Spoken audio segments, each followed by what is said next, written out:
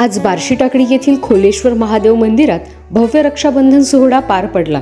यावेळी राखी बांधणाऱ्या बहिणींचे प्रेम बघून डॉक्टर सुगत वाघमारे यांचे मन भरून आले व भाषण करत असताना त्यांना रडू कोसळलं। यावेळी उपस्थित सर्व महिला भगिनींना गहिवरून आलं, त्यांना देखील अश्रू अनावर झाले। संपूर्ण वातावरण भावनिक झालं होतं।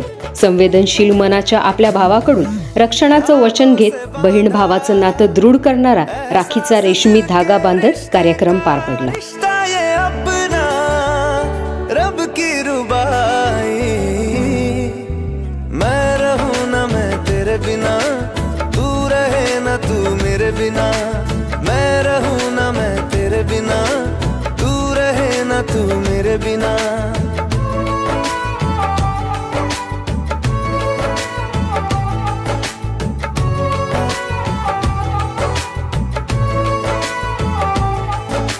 चार दिशाओं जैसी तुम हो मेरे लिए जरूरी, तुम ना हो तो हर दिन आधा, हर एक शाम अधूरी।